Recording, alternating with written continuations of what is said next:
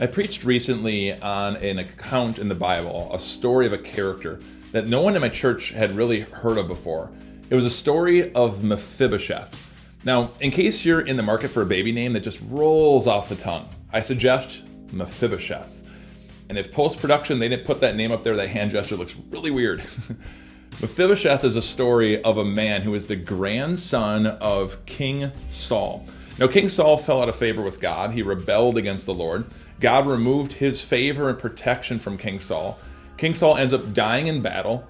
His son, Jonathan, dies in battle. And that means that Mephibosheth, grandson, is basically next in line for the throne. So now he's on the run because people might be hunting him.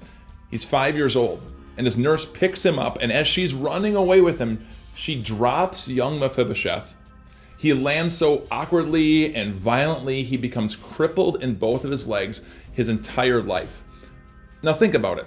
Neither one of those things were his fault. It wasn't his fault that his grandfather turned evil and now he lost his finances, his home, his life, his security. It wasn't his fault that his nurse dropped him and now he has a physical impairment that was on him, but yet he's dealing with all of that pain. Why does God make us have to deal with the mistakes of other people? And maybe that's what you're going through in your life right now. Maybe you've got a physical impairment that actually happened to you because of someone else who's distracted driving on their phone or drunk driving, or a loved one of yours is in a hospital bed or in a wheelchair or crutches or recovering. Maybe for you, you have abandonment. The people of your life left you, maybe not through death, maybe you are struggling with that, but maybe they just left you. And now because of their mistake, you don't have a home like you should have, financial security like you should have. Why do we have to shoulder the burden and weight of other people's mistakes? What do you do? Well, if you're feeling that way, simply go to Jesus. Go to Christ, who knows exactly what it is like to have people abandon him. Jesus' own disciples who vowed, never, Jesus, will we ever leave you? And yet they were gone. They bailed him. He knows what that feels like. Jesus' earthly father wasn't here after he was a young teen.